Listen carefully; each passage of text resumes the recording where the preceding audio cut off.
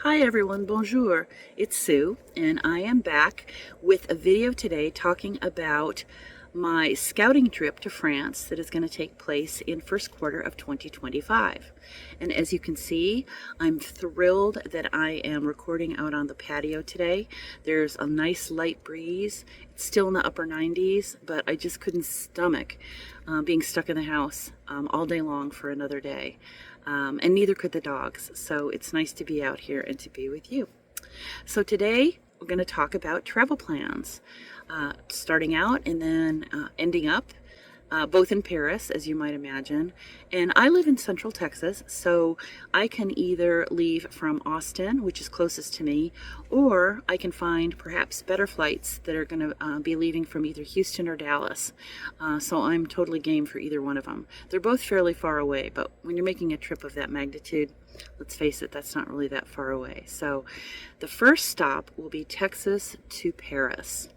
And the goal is to stay there one night, possibly two, but what I'm really planning on doing is staying there one night on the front side, maybe resting up that first day, and then renting a car. And the first stop on the itinerary is Dijon. And if any of you have any recommendations as I'm going through this for restaurants in any of the towns that I'm talking about, or gites, or if you've had really good luck with an Airbnb in any of these places, please put it in the comments and let me know.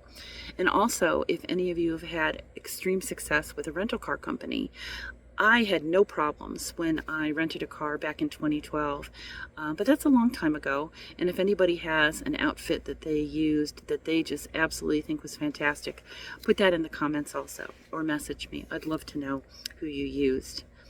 So that first day, or the first real day, I guess I would say, of travel after getting into the country is going to be a fairly long drive down to Dijon, and then staying there overnight, and then not probably spending too much time in the neighboring areas there unless they are towns on the way to stop two, which is going to be Grenoble. And I hope I said that right. I've been practicing my French. I've heard absolutely fabulous things about the town, and it hits a lot of the things that I'm interested in. It's got mountains, it's got a university there, it's got a lot of different various different types of people, different ages of people, probably a lot of diversity in just about everything you can think of, from probably cuisine to hiking trails to whatever. So I'm looking forward to that. After that, it is going down to Aix-en-Provence, and that will be kind of the base for a couple of days being spent around the coastal region. I'm probably going to have a friend joining me. I'm really hoping, and he is too, that he can take off work to be able to travel with me, as he has been dying to see Marseille. And I definitely plan on spending some time there. That is where my mother's side of the family originally hails from. And then somehow, in some way, they got located in northwest Iowa, of all places. And French male hooked up with a Swedish female, and that is the maternal side of the family. So I look forward to spending some time down there in Marseille.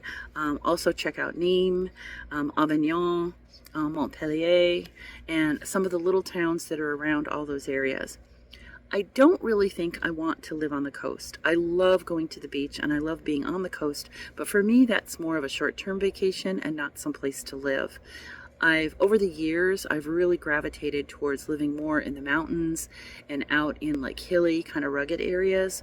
So those will always be places that will be fun to go to for a short trip or a vacation while I'm living in France, but probably don't want to live there.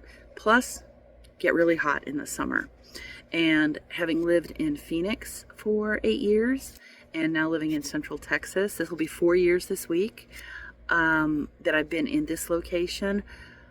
Hot summers. So I'm no stranger to them, but I really am not looking forward to duplicating that, right? So after a couple of days in the coastal area, then gonna start heading directly west into the Midi-Pyrénées.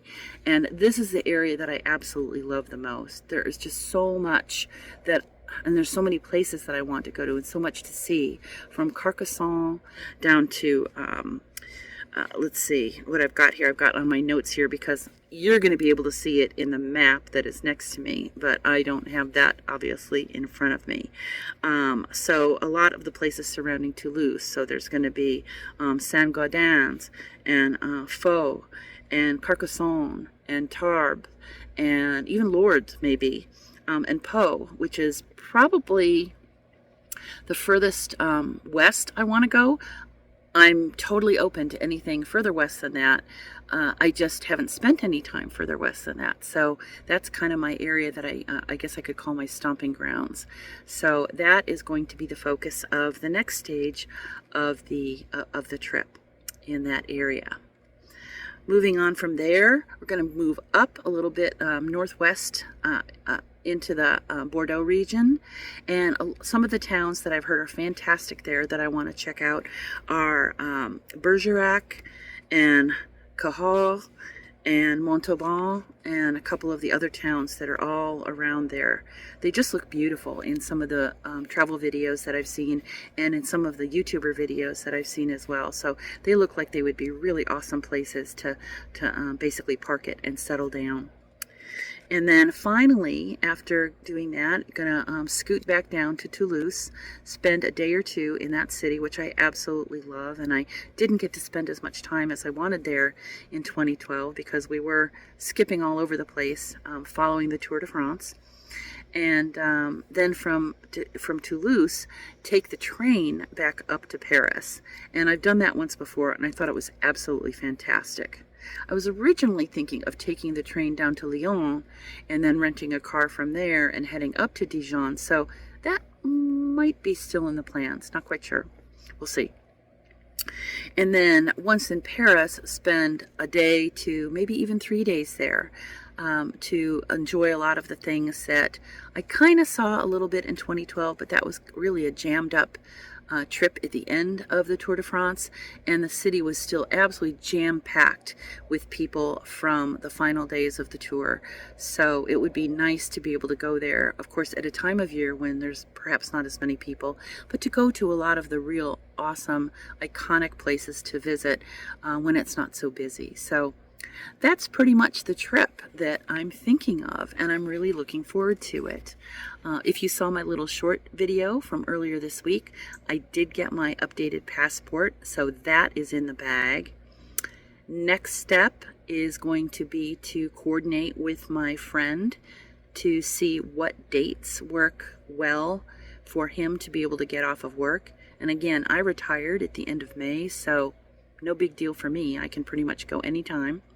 I do have my dog sitter. One of my best friends is has already offered to make sure that they are well taken care of, so I can take as much time as I need. And I think she's excited because if she watches my dogs now, then she gets to come over and visit and stay with me in France, right? Sounds like a pretty good deal. And then next step is to start looking for the actual places to stay in all of these absolutely phenomenal towns and areas. So again, if you've got any ideas, anything that you absolutely loved, but also things you did not like, places that you thought were going to be fantastic, or tourist areas, I guess I would say, attractions, maybe not tourist areas, but attractions that you thought were fantastic or that you thought were not so much on the have to go to side, that would also be helpful too. So again, I really appreciate you all being here on this journey. If you like what I'm doing, please hit the like button. If you're interested in seeing more as I, get off the ground here and start doing more videos with a little bit more substance to them and also a little bit more frequently, then please subscribe.